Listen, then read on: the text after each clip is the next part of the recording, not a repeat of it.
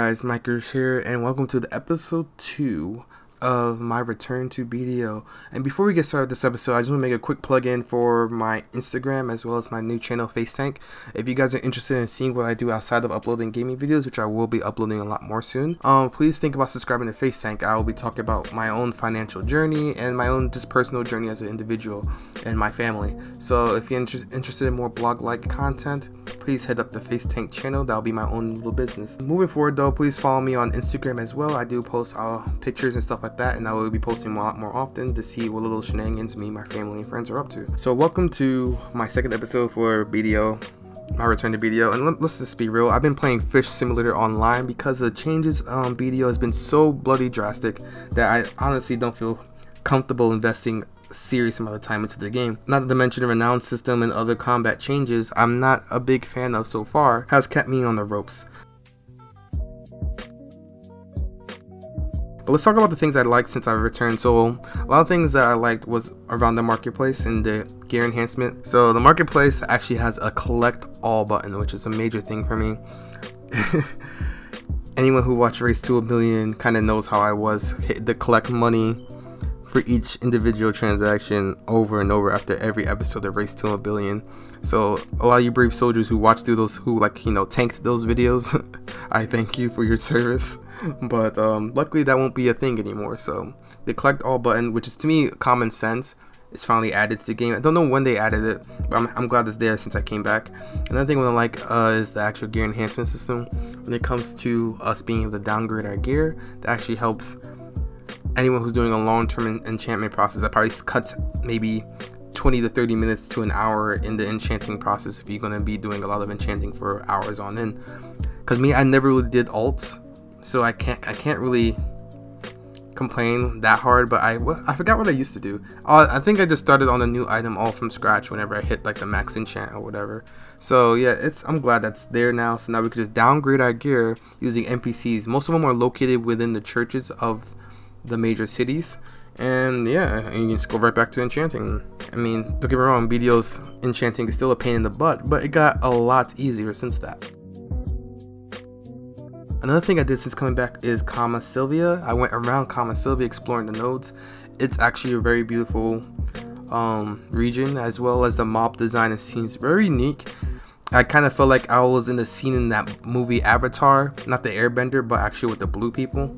It was really cool. I feel like I was in that area. I forgot what the name of that planet was. But yeah, it was very enchanting. I wish I could play this game in high graphics without my PC exploding, but you know, we can't all be winners.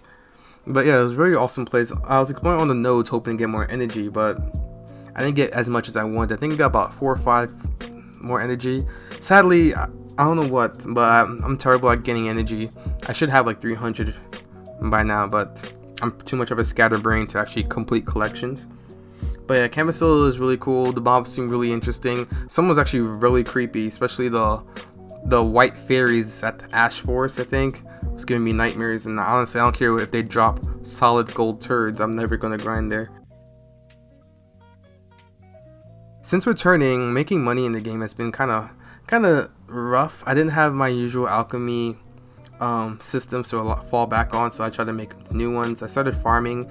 I don't really trade, so yeah, everyone tell me to trade. I'm probably never going to trade. I don't know why I'm so allergic to trading in this game, but I just can't do it. It's like a mental block. I heard it's actually easier since returning to the game to make money through trading, because all you have to do is reach like Artisan 2 or something like that. Please correct me in the comments if I'm wrong. I've been making decent money just when I've been flipping things in the market, as well as just doing some light alchemy, imperial trades, some farming, and just NPCing some things that my workers bring in.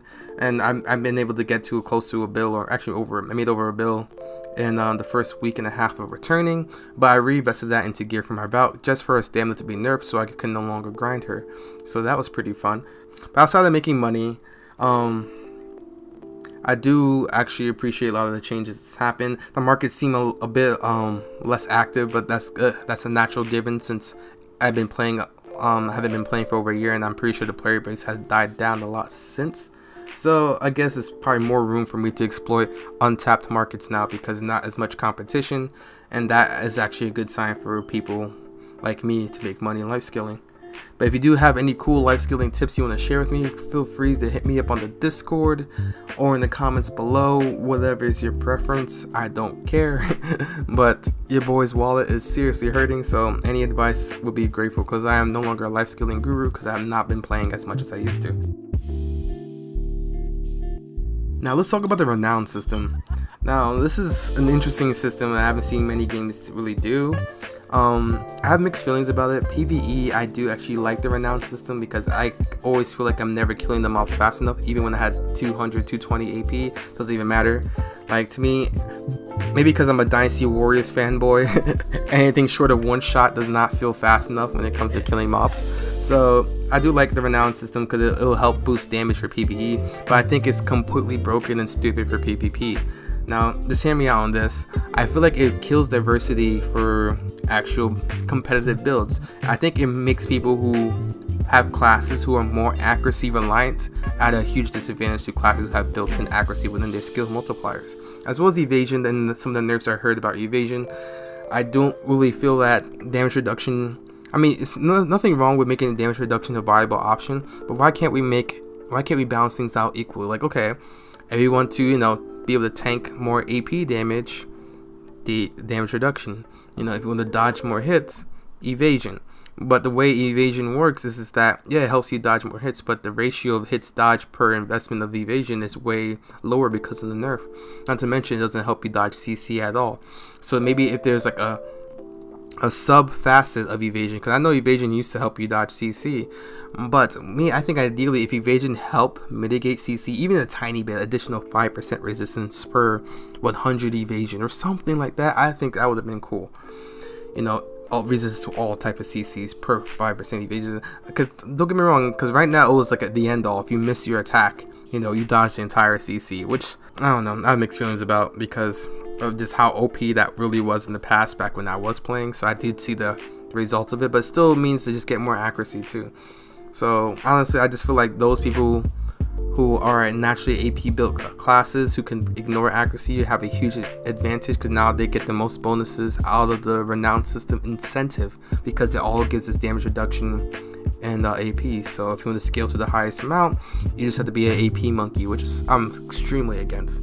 But I digress. I'm not a big fan of Renown system. I do hope they do something to change it. Either lower the amount of AP you get from the Renown system, lower the DP as well, or at least add accuracy and evasion into the mix. So at least people who stack accuracy also could benefit from the AP incentives from the Renown. So let's say, you have this much AP and this much accuracy, at least the accuracy will actually affect the amount of AP you get through Renown as well. That would be lovely. So at least accuracy builds aren't left in the dark with wet noodle damage with consistency.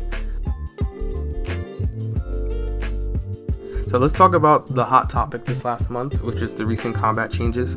I know a lot of people are committing investor style stock market suicide out their windows. Some are making I quit videos just to return a week later. Some are just literally blowing up their gear and literally never being heard from again.